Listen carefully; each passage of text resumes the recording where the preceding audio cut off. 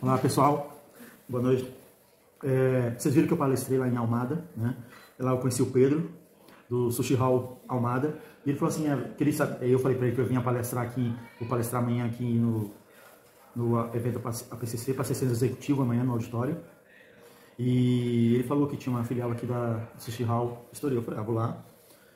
Chegando aqui, fui muito bem recebido aqui em Estoril pelo Robson e pelo time dele. Me encantou o cardápio, daqui a pouco depois vocês vão ver as fotos que eu vou mandar para vocês postarem. Que delícia, eles conseguiram inventar só para franquia, no país aqui de Portugal, eu posso chamar um dog sushi? É um sushi dog. Sushi dog. Olha, para mim substitui todo tipo de temaki triangular que vocês comem. Venham aqui para Portugal só para experimentar, porque eles não podem vender no Brasil isso ainda. Então, depois você procura aí, sushi dog, que eu vi no Google, sushi dog. Sushi boy. Sushi boy, mas de Estoril. Aí você vai ver que beleza nessa cidade aqui. Então, já tinha falado para vocês que eu estou me apaixonando pela cidade, agora também tenho que levar alguns na mala para o Brasil. Robson, a minha universidade de consumidor, a gente vai fazer essa avaliação de experiência do cliente, quais são as dores do empresário, as dores do cliente, as dores do profissional que tem que lidar com tudo isso, porque às vezes o próprio empresário tem que ensinar o consumidor a consumir, que a escola e os pais não ensinam. E às vezes no mundo também, nem toda a faculdade, a escola ensina tudo. É mão na massa. Então, quando eu não tive tempo de falar isso que o próprio Pedro falou lá no debate dele, mas não tive tempo de fazer um a um como eu estou fazendo com você. Você falou que está quanto tempo aqui? Né? 6 anos. 6 anos. Você ficou em Lisboa e caiu aqui nesse lugar maravilhoso que é Estoril. Primeira pergunta que eu te faço como curioso e de me colocar no modelo de negócio, você já tinha empreendido alguma vez na vida? Primeira vez. E lógico que aqui a Sushi Hall é uma franquia, então com certeza deve ter sido uma preparação, né? No treinamento lá no Rio de Janeiro, né? Não, na verdade, eu caí aqui de paraquedas há 6 anos atrás, em Lisboa, na nossa unidade de Alcântara, tá? A qual eu passei, vi de uma área totalmente diferente da cozinha japonesa. A minha área ela é concessionárias. Okay. Eu vim de uma área de concessionárias, caí na cozinha aqui em Portugal, né? E daí eu fui passei por toda uma etapa de treinamento, desde da cozinha, né, do cozinheiro, a parte quente, produção, e depois me tornei passei a treinar toda a parte fria, que é a parte sushi man, né, me tornei um chefe, gerente da unidade de Alcântara, e com o passar do tempo eu tive a oportunidade de ser um franqueado dono dessa unidade de Estoril. E como que é ser empreendedor em Portugal? Porque lá no Brasil, lógico, talvez como você não teve experiência, mas lá realmente é milagreiro o cara que é empreendedor.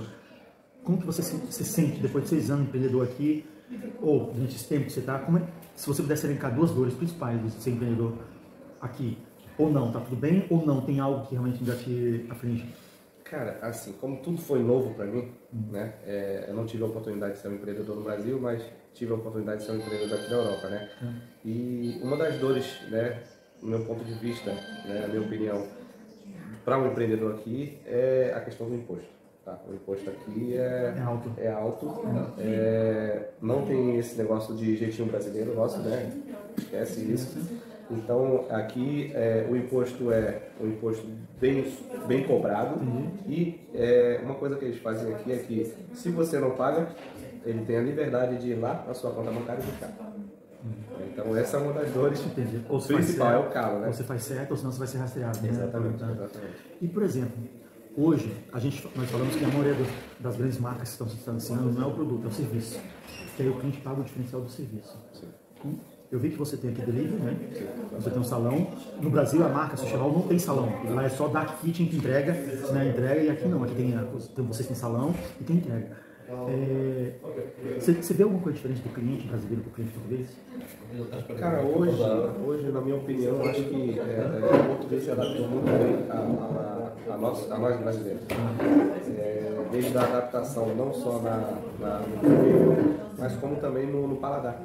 O paladar do português hoje, eu posso dizer que chega próximo ao paladar brasileiro. Então, eu acho que é por isso o tamanho sucesso do nosso lançamento aqui em Portugal. Quando você fala lançamento, e isso que vocês testaram aqui, isso já vem do curso que você fez, de experiência, se junta com outros chefes de outras unidades, vocês criam, testam, porque o diferencial que eu notava aqui é que eles estão criando coisas que talvez a matriz no Brasil se adapte aí ou não. A pergunta é isso no mercado profissional corporativo a gente chama de MVP, você vai lá, testa, lança o menor produto, calcula custo, tudo e lança o produto. E aqui é o que você falou, por exemplo, o Sushi Dog é o que mais está vendendo, porque eu já estou vendo pessoas comendo, eu já comi. E hoje, na academia, tem todo um conceito de tudo. Vocês estão fazendo inovação numa cidade que para mim poderia ser litorânea, mas não, tem muita gente que vem para cá, tem gente aqui, vai para Lisboa. Esse conceito de testar, validar, isso você aprendeu lá na faculdade, no curso que você fez, ou não? É algo que você está sendo criativo com outros chefes da marca? Isso aí vem da junção, sim, a junção dos chefes, né, dos nossos chefes das unidades.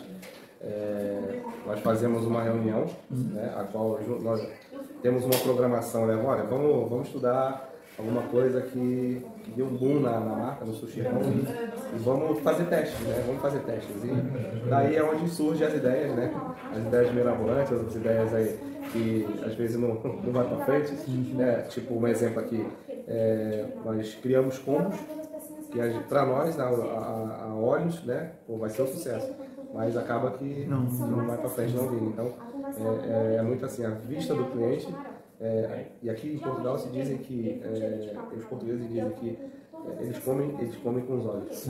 Então, quanto mais diferente for o teu lançamento, a tua ousadia... Ou seja, quando você faz aquele hambúrguer lá que você falou que foi um sucesso, o burrito sushi, mas esse, talvez já está dizendo até o norte. Continua na inovação aqui só. Ok, já tem um cardápio padrão, que é o de sushi que todo mundo espera. Né? Mas o bom é que parece que já está dizendo assim, olha, agrade os olhos, né? Vai indo que eles vão experimentar. Tem um sabor, a coisa se cria, né? Sim. E quando você fala que um produto desse foi criado por vocês, você acha que, por exemplo, uma franquia, porque muita gente quando viu o mercado de franquia, o pessoal achava que estava saturado. Só que é aquela coisa, um colaborativo, uma cooperativa, quanto mais você ajuda, mais ela cresce. Mas todo mundo trabalhando de forma correta. O que você recomenda assim, para aquele empresário que seja para um dia vai buscar uma franquia, seja para montar no Brasil ou fora? Quais duas lições que você tem que fazer antes ou durante para selecionar uma franquia? Cara, lição número 1, tá? Não vá com sede ao pote no investimento altíssimo, tá?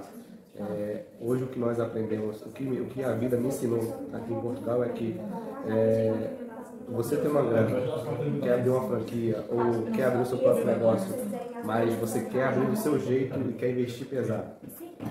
Etapa número 1, cancelar. Faz igual o estripador em partes. Exatamente. Então, esquece isso, tá?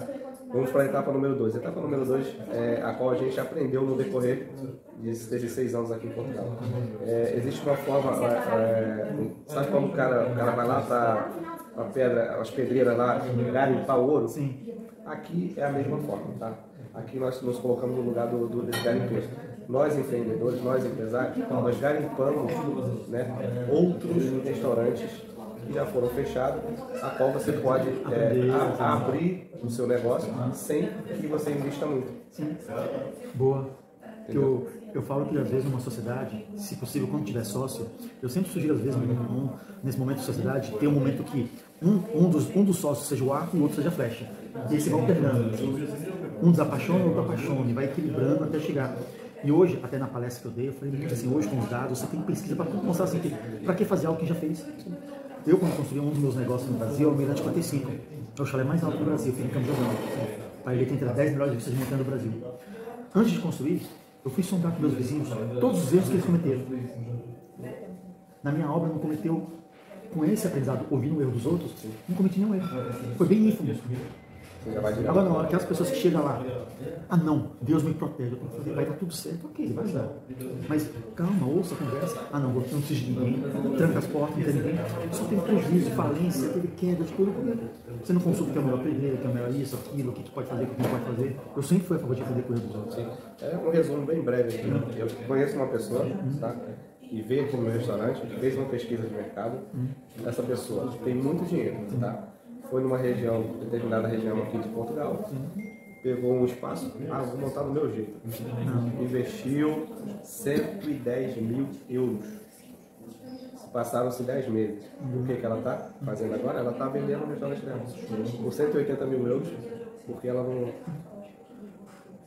É o famoso tiro no pé. Sim. Eu acho que nessa hora você tem que realmente do ego, né? Gerenciar o ego. Eu acho que isso que você me falou é tão importante para o empreendedor, porque no final das contas, assim, imagina assim, eu adoro ver o sucesso dos outros. Então é legal saber que, porque aqui você criou um produto maravilhoso. Você pensa, todo mundo pensa. Só que com isso você tem que saber a hora de ser humilde, na hora de você ter orgulho da sua peça, mas criar assim, o sucesso do passado não garante o futuro. É sempre aquele momento assim, né, cara? ok, aqui é uma commodity da minha, só não posso criar algumas coisas, testar.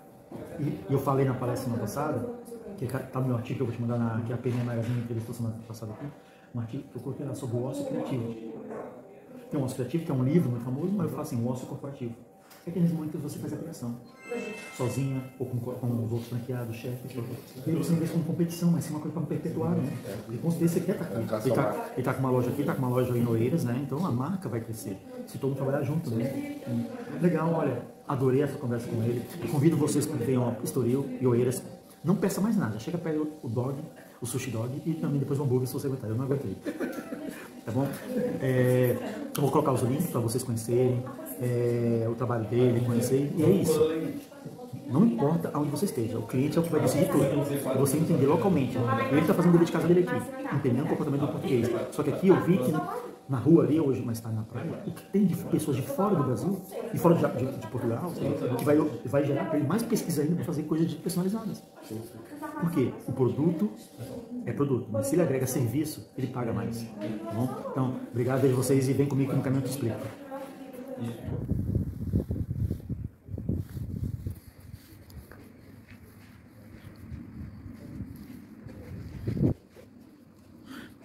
Sushi Hall, hein? Anota aí, não deixem de... Quando vocês vierem aqui, conheçam. Olá, pessoal, tudo bom? Agora, como eu mostrei para vocês em Lisboa, como eu vou vir para Estoril, que eu vou palestrar amanhã no APCC, mas antes disso eu queria mostrar para vocês o quê? Sexta-feira em Lisboa eu vou entrevistar o pessoal da área de proteção do consumidor no nível federal, que é como a relação entre Portugal e a União Europeia. Isso vai ser na sexta-feira. Mas aqui em Cascais existe uma diferença que são nível municipal da lei do consumidor. Então, como é que funciona? Se eu entendi direito. Existe a cidade, existe Lisboa. Lisboa faz parte de algumas regiões que eu entendi mais ou menos como chamado de freguesias. E dentro dessas freguesias tem suas divisões de bairros. Estoril, onde eu vou fazer a palestra, é um dos bairros dentro de Cascais, que é aqui no litoral. E aí sim, como é que funciona a lei do consumidor aqui, no nível municipal? Toda a demanda do consumidor, junto com as empresas, vai na Câmara Legislativa, que aí ela faz a intermediação entre a reclamação do consumidor e as empresas. E tenta fazer essa definição de aprendizado, de correção, seja para fazer a educação do consumidor. Então ela faz essa parte. Só que interessante, eu acho que em todo Portugal, ele tem o quê? Nas principais cidades, eles têm chamado a loja, que é uma loja do cidadão. Vamos dizer assim que olhando São Paulo, seria tipo um poupa-tempo, que aí você agrega vários serviços para a comunidade. Eu estou em frente aqui, a loja de Cascais. É um prédio bonito, bem central, normalmente. Por quê? Porque tem que ser fácil acesso para o cidadão. Você pega um poupa-tempo que tem lá na Praça da Sé, em São Paulo. Aqui também eu estou bem no centro de Cascais. E aí sim, você olha aqui como que funciona. Eu vou mostrar agora um pouquinho para vocês como é lá dentro. Que aí eu vou tentar já entrevistar uma pessoa lá dentro que é uma especialista em direito do consumidor. Então, vem aqui no caminho eu te explico. Estou mostrando para vocês um pouco como que é a estrutura por fora. Então, chama Cascais PT, é chamado como uma loja do cidadão, né? Nesse caso aqui é uma estrutura bem bonita, bem no centro da cidade, né? E aí chama Loja Cascais, no caso dessa loja nesse bairro, nessa freguesia. E aí sim você vê como funciona a divisão, né? E aí sim, como que atende a relação com o consumidor. Mas aí você tem vários departamentos, a loja do cidadão, entendeu? Tem uma cidade de profissões, tipo um poupa-tempo também, que é um Cine, que arruma emprego, tudo. E aí conforme você vai entrando, você tem os pontos focais de atendimento do cidadão, entendeu?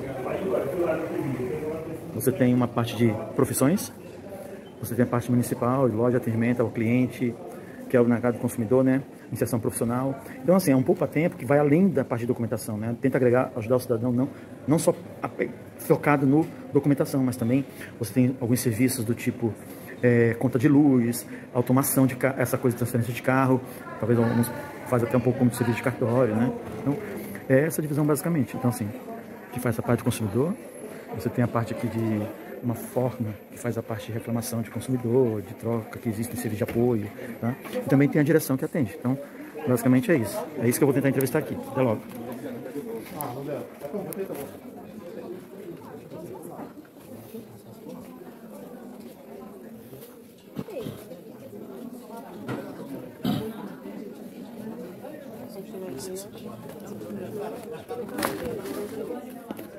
Pessoal, fiz aqui uma conversa rápida com o pessoal que eu falei da agência que cuida da defesa do consumidor municipal.